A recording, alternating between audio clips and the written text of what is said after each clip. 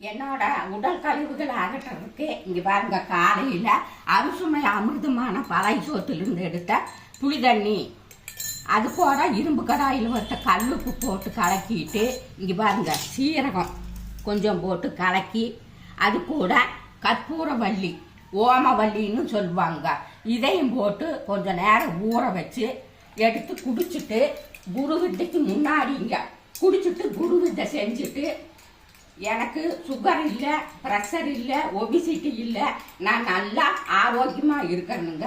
இந்த மாதிரி இது ஒன்று மட்டும் அல்லங்க, இன்னும் என்னென்ன பயன்படுத்துகிறேன்னு உங்களுக்கு அடுத்தடுத்து காணொலியில் வழங்குறேனுங்க.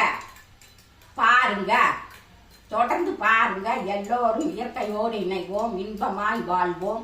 நான் உங்கள் பவுனம்மா, உங்கள் ஜென்சி குருவுடன். நன்றி, வணக்கம்.